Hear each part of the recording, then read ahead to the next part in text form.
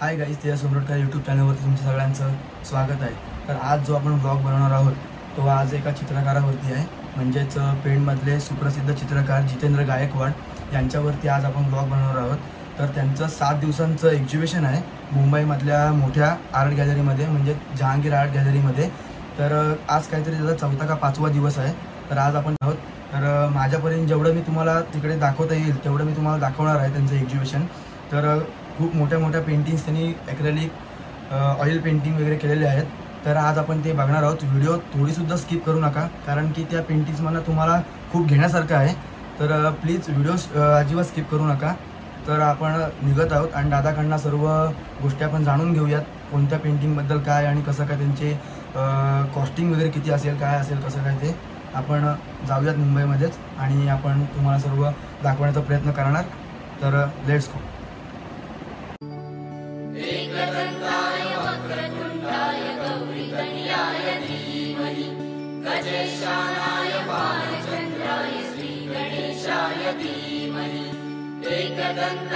वक्रतुण्डाय गौरीतनयाय धीमहि गजेशानाय बालचन्द्राय श्रीगणेशाय धीमहि। मोरया रे बप्पा मोरया रे, मोरया रे। तर गाईज, फायनली आपण आता जहांगीर आर्ट गॅलरीमध्ये आलेलो आहोत। तर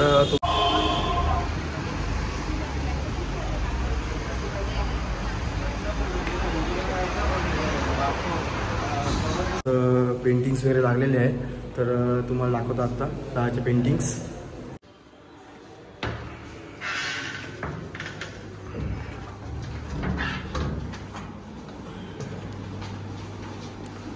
ही फर्स्ट आहे आपल्या गणपती बाप्पाची। गणपती बाप्पापासून स्टार्टिंग करूयात। दादालाच विचारूया आता आपण त्या पेंटिंग्सबद्दल, सर्व पेंटिंग्सबद्दल जाणून घेऊ त्याच्याकडून। हाय दादा, तर आज आपल्या गॅलरीचा जो आपण म्हणजे पेंटिंग्स लावलेले आहेत त्याचा आज 4था दिवस आहे। तर तू या पेंटिंगबद्दल काय बोलू शकतोस आणि काय तुझा प्रतिसाद असेल? धन्यवाद। मी चित्रकार जितेंद्र गायकवाड पेण येथून आहे आणि आज तेजस आलेला आहे, तेज उमरटकर आला आहे, जो तुम्हाला मी इंस्टाग्रामला त्याला फॉलो करता, त्याचे गणपतीचं काम बघतो, त्याचे डोळे मी पण त्याला फॉलो करतो आणि मला खूप आवडतात।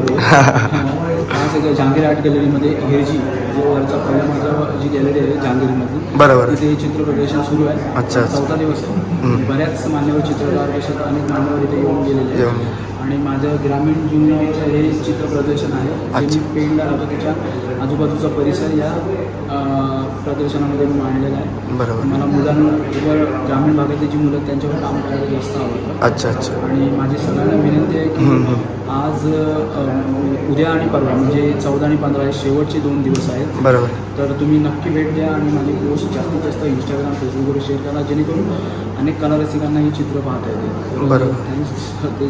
तू आज आलास आणि थोडासा व्हिडिओ घेतलास, जेणेकरून दादा पण आता आपल्या एक्झिबिशनमध्ये तरी कमीत कमी किती आता आपण जर पेंटिंग्स लावलेले आहेत? टोटल आहेत 28 चित्र आहेत, त्यातले 4 पेंटिंग्स विकले गेलेली आहेत। अच्छा अच्छा। आणि 28 चित्रांमधली जवळजवळ 15 ते 16 चित्र नवीनच आहेत। अच्छा। जी चित्र आहेत ती मी माझ्या आधीच्या काळामध्ये केलेली आहे। बरोबर आहे, बरोबर। तर ॲक्रेलिकमध्ये सर्व काम आहे का असं आहे? ऑइलमध्ये पण आहे, अच्छा अच्छा, वॉटर कलर्समध्ये पण केलेलं आहे आणि पेस्टल माध्यमात, पेस्टल माध्यम, काही पेन्सिल स्केच। अच्छा, वॉटर कलरचं पण ते केलेलं आहे? तर आत्ताच केलेलं आहे का म्हणजे अगोदर वगैरे काही केलेलं आहे? वॉटर कलरचे मोस्टली जुने जे पेनच्या आजूबाजूचा जो परिसर आहे। बरोबर, म्हणजे तू अगोदर ते सॅटर्डे संडे वगैरे जे करत होतास प्रत्यक्ष निसर्गात जाऊन। बरोबर आहे, बरोबर आहे। मी पण तिकडे होतोच तेव्हा तुझ्यासोबत काही पेंटिंग्सला, म्हणजे काहीतरी 10-12 वेळा तुझ्यासोबत आलो असेल, पण त्याच्यानंतर मला काही जमलं नाही यायला गणपतीमुळे।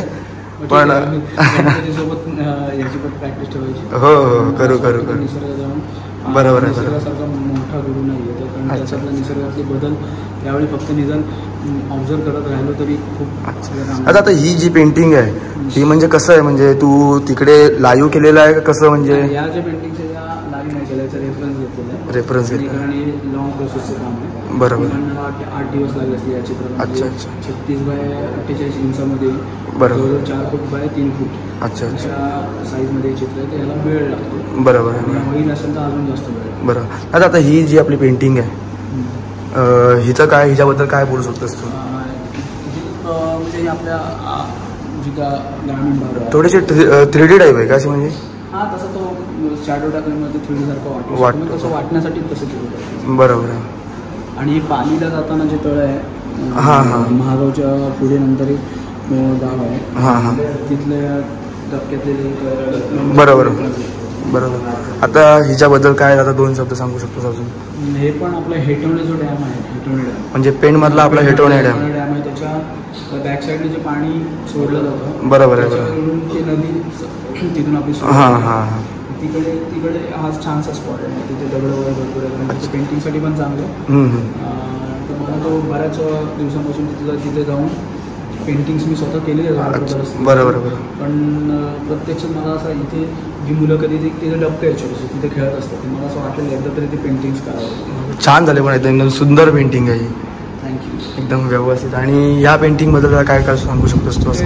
वाराणसी घाट आहे हां हां, संध्याकाळची वेळ आहे. संध्याकाळच्या वेळ म्हणजे आकाशामध्ये जे बदल होतात. बरोबर. जास्त आवडलेलं आहे चित्रामध्ये. नंतर थोड्याशा लाईट्स लागतात. अच्छा अच्छा. आकाश आणि ज्या बाजूबाजूला या परिसरामध्ये ज्या लाईट्स लागलेले आहेत, बरोबर, त्याचं रिफ्लेक्शन संध्याकाळच्या वेळेत बरोबर जास्त आवडलं होतं. म्हणून मला असं वाटतं की एक पेंटिंग असं करावं. ते किती बाय कितीची असेल तरी? आहे 5 फूट बाय 4 फूट, म्हणजे 72 बाय 48 इंच.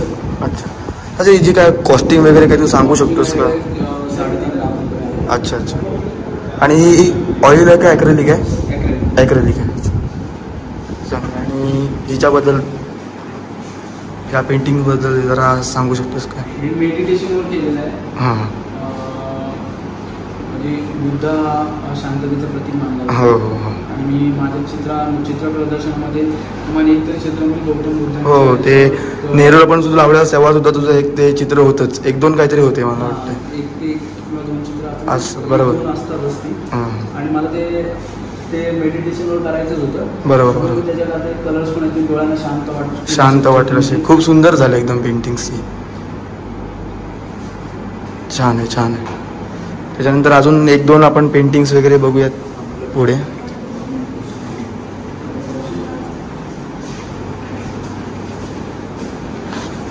हिच्याबद्दल सुद्धा मला 1-2 शब्द सांगितले. आपल्याच ग्रामीण भागात आपला पेन जो आहे, हां हां, परिसर म्हणजे धावटे जे गाव आहे त्याच्यावरती जी वाडी आहे बायपास रोडला. बायपास रोड म्हणजे पेणमध्ये, पेण सिटीमध्ये जे आपले धावटा गाव आहे त्याच्या. बरोबर. हे 2015ला मी त्यांची रेफरन्सेस घेतली. अच्छा अच्छा. एका मित्राच्या फार्म हाऊसमध्ये.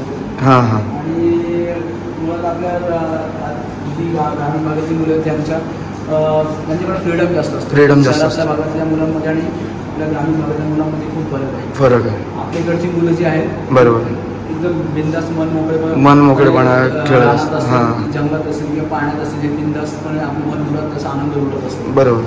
त्यांच्यातला आनंद मला जास्त टिकवायचा होता. हे पेंटिंग्स मी ह्या सिरीजवर जास्त काम केलं. पण आता हे ज्या ह्या गोष्टी आहेत, ह्या गोष्टी आता म्हणजे ह्या गोष्टीकडे कमी होत चालल्या. आता जास्त गोष्टी ह्या करत नाहीत लोक. आता लहान जी पोरं बोलायच तर ती पोरं आता सगळ्या म्हणजे मोबाईलमध्येच गुंतलेली आहे. तो फरकच आता म्हणजे तो हळूहळू. बरोबर आहे, बरोबर.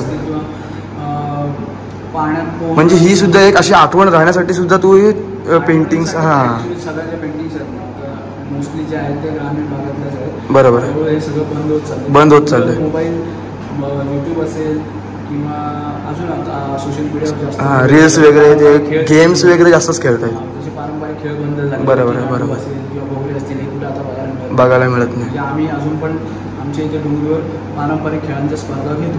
बरोबर आहे, बरोबर. खेळायचे असतील तरी, हो, अजून कोणते असेल की एक दिवस त्याच्यासाठी ठेवतो.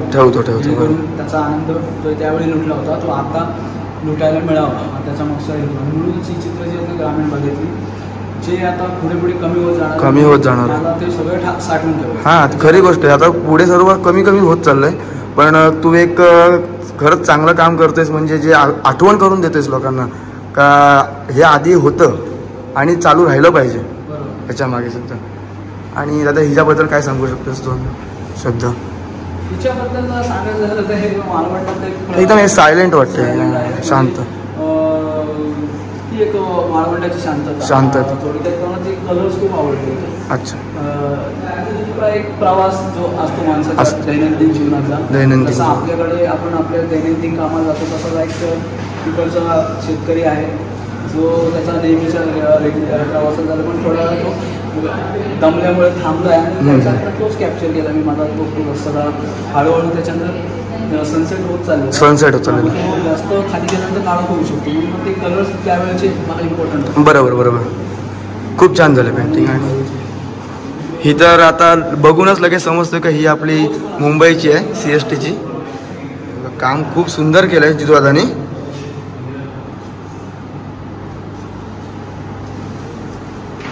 पेंटिंग बघू शकता तुम्ही प्रॉपर.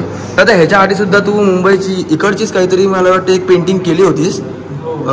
ती तुझी पेंटिंग सुद्धा खूप मोठी होती. ती सुद्धा तुझी सेल झालेली आहे पेंटिंग. आता त्याच्यानंतर तू आता ही सेकंड केलेली आहेस मुंबईची.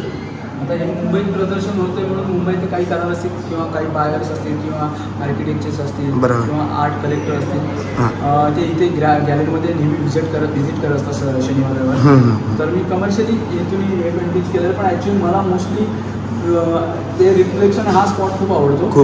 आणि मी याचे बरेचसे रेफरन्स घेतलेले. मी त्याचे 2 ते 3 पेंटिंग्स केलेले आहेत ऑलरेडी. अच्छा. ते विकले गेले. याच्या आधी पण या स्पॉटला आणि याच एकदा मी पेंटिंग केलं होतं, जरा वेगळ्या स्कीम. पण मला पावसाळ्यात जास्त आवडतो असं. तर ते पेंटिंग्स रिफ्लेक्शन आणि मी धावती मुंबई मला तर पावसाळ्यातल्या ह्याच्यातच हे करायचं. तेव्हाच म्हणजे उन्हाळ्यातला आणि पावसाळ्यातला जो प्रसंग आहे त्याच्यामध्ये पावसाळ्यातला प्रसंग चित्रित करण्यासाठी चांगला. बरोबर. खूप चांगलं काम झालं दादा, एकदम व्यवस्थित छान काम झालंय. थँक्यू दादा. तुझी यूट्यूबची व्हिडिओ केल्याबद्दल तू मला सांगितलंस 4 गोष्टी, आणि ते हे पब्लिकपर्यंत पोचलं पाहिजे. तुझं सुद्धा आर्ट, आणि तू तर काय ह्या ठिकाणी तू तर दरवेळी येतच असतोस. तुझ्या निमित्त मला कलारसिक तुला जास्त माझ्यापेक्षा जास्त तुला कलारसिक लाभलेले, तर त्यांना निदान प्रदर्शन बघता येईल. ज्यांना शक्य आहे ते इथे येतील, ज्यांना तुझ्या पोस्टच्या माध्यमातून ते लोकांना दिसेल. नक्की. तर किमान तुझ्या ते पोस्ट येतील, किंवा ज्यांना नाही शक्य ते तुझ्या व्हिडिओ माध्यमातून ह्या चित्र प्रदर्शनाचा आनंद होईल. थँक्यू, तू आलास. तुझा धन्यवाद. आपण सर्व पेंटिंग्स वगैरे बघून झालेले आहेत, तर चांगलं मार्गदर्शन केलंस. आता हे पब्लिकपर्यंत पोहोचेलच. तर काय आता शेवटच काय तूच कर, जे काय ते व्हिडिओचा आपला शेवट सांगायचं तर शेवट गोडच होणार आहे या चित्र प्रदर्शनाचा. नक्की. इथे आला म्हणजे मी त्याला फॉलो करतो इंस्टाग्रामला. त्याचे गणपतीच्या डोळ्यांचे कामं बघतो आणि वेगवेगळ्या कलर स्कीममध्ये ते डोळे केलेले असतात. मला वाटते पेंट आता या काही काळामध्ये गणपतीच्या कामामध्ये खूप ॲडव्हान्स झाले. मुळात आता डोळ्यांच्या कामामध्ये पण खूप ॲडव्हान्स झाले. मुंबईतली मुलं असतील किंवा अजून आपल्या पेंटचे कोळीवाड्यातले असतील किंवा डोंगरीवरची पण असतील, सगळी मुलं चांगली आखणी करतात. आणि तेजसचे डोळे मला सगळ्यात जास्त आवडतात. सध्या तुमच्याकडेच बघून आम्ही पण काहीतरी नवीन करायचा प्रयत्न करतो, म्हणून आज आम्ही म्हणजे करतोय. गणपती बाप्पाच्या कृपेने चालू आहे आपलं काही नाही. जे काय करतोय ते छान करतोय. धन्यवाद. त्या तुझ्या या उपक्रमाला किंवा तुझ्या ज्या पेजला सगळ्यांनी लाईक करा, फॉलो करा आणि असेच व्हिडिओ करत राहा. कला रसिकांपर्यंत पोहोचू दे. धन्यवाद. चल, okay. Hi guys, the finally मी आता पेंटमध्ये पोचलेलो आहे. खूपच दमलेलो आहे ट्रॅव्हलिंगमुळे. जर तुम्हाला जितेंद्र गायकवाड दादा यांच्या पेंटिंग्स आवडल्या असतील तर तुम्ही त्यांना डायरेक्ट कॉलसुद्धा करू शकता. तर तुम्ही त्यांना डायरेक्ट काही कॉल करू शकता. काही शंका असेल तुम्ही त्यांना विचारू शकता. तर गाईज, जर तुम्हाला व्लॉग जर आवडला असेल तर तुम्ही लाईक, सबस्क्राईब आणि शेअर करायला विसरू नका. इथेच आपण व्हिडिओ संपूयात. Bye bye.